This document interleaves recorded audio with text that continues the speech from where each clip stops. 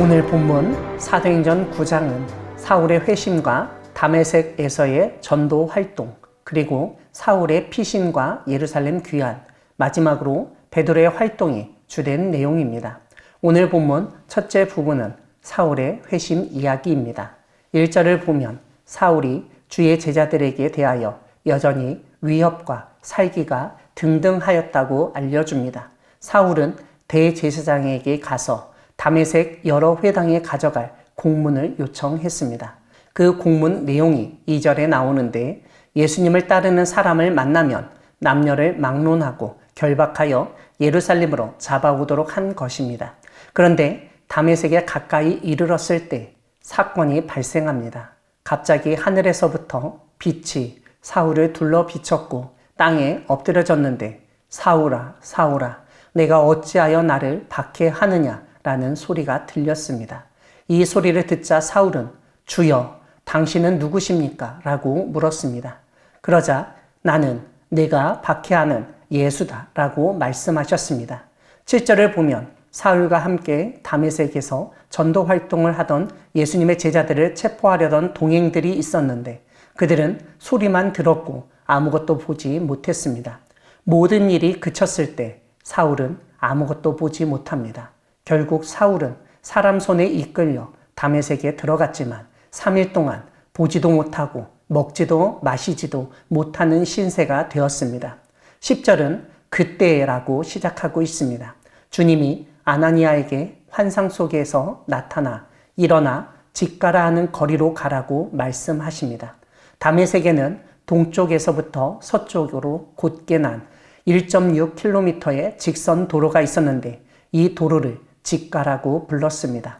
그런데 11절을 보면 사울이 지금 기도하고 있다고 언급하시며 사울이 이미 아나니아가 자신에게 와서 안수하여 낫게 되는 것을 환상 가운데 보았다고 알려주십니다. 13절을 보면 아나니아가 주님의 말씀에 이의를 제기합니다.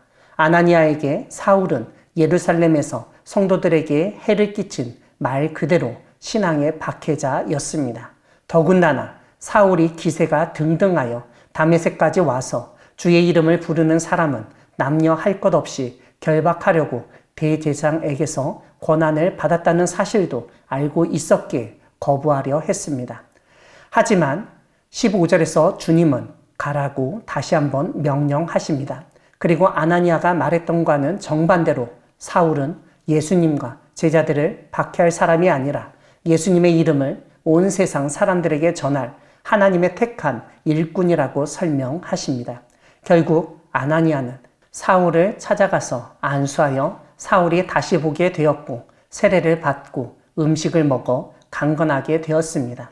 19절 뒷부분을 보면 사울이 다메섹에 있는 제자들과 함께 며칠 있었다고 언급합니다. 이것은 사울이 다메섹에 있는 제자들과 밥상 공동체를 이루었다는 뜻입니다. 그리고 그 밥상 공동체 안에서 사울은 자신이 다메섹 도상에서 만난 주님의 실체를 조금 더 자세히 알게 되었을 것입니다.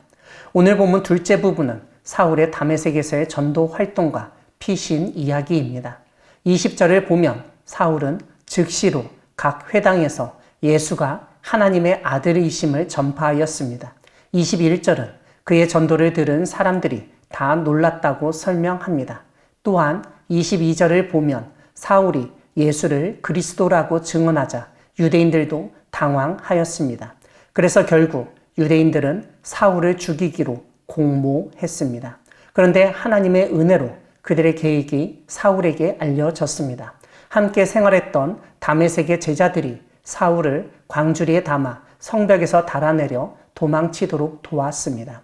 오늘 본문 셋째 부분은 예루살렘에 간 사울 이야기입니다.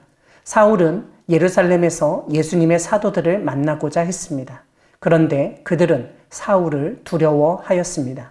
무엇보다 예수님을 만나서 제자가 되었다는 말을 믿지 않았습니다. 이런 가운데 바나바가 등장하여 사울을 옹호하고 변호합니다. 사도들에게 직접 가서 사울이 다메섹에서 어떻게 주를 보았는지, 그리고 다메섹 회당에서 사울이 예수님의 이름을 얼마나 담대하게 전했는지를 알렸습니다. 결국 사울은 제자들과 함께 있게 되었습니다. 29절을 보면 주 예수의 이름으로 담대히 말합니다. 그리고 아직 예루살렘에 남아있던 헬라파 유대인들과 함께 말하며 변론했습니다. 그러자 이러한 사울을 헬라파 유대인들이 죽이려고 힘썼습니다. 예루살렘에 있던 신앙 공동체의 형제들은 사울을 가이사랴로 데리고 가서 사울의 고향인 다소로 보냈습니다. 31절을 보면 이런 상황에서 유대와 갈릴리와 사마리아의 교회가 평안하여 든든히 서가고 있었다고 알려줍니다. 오늘 본문 마지막 부분은 베드로의 활동 이야기입니다. 베드로가 룻다에서 중풍병으로 침상 위에 누운 지 8년이 되던 애니아라는 사람을 만나 낫게 했습니다. 35절은 룻다와 사론에 사는 사람들이 다 그를 보고 주께로 돌아왔다고 설명합니다.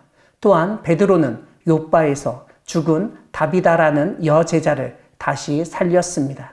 42절에서도 온 요바 사람이 알고 많은 사람이 주를 믿었다고 알려줍니다.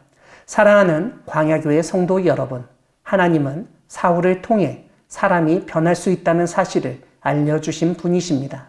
예수님을 박해하고 예수님을 믿던 사람들을 사로잡아 잔멸하려고 했던 사울이 예수님을 만나고 완전히 다른 사람이 되었습니다. 3일 동안 식음을 전폐했던 사울이 주님이 보내신 아나니아의 안수 기도 후 음식을 먹고 강건해졌습니다.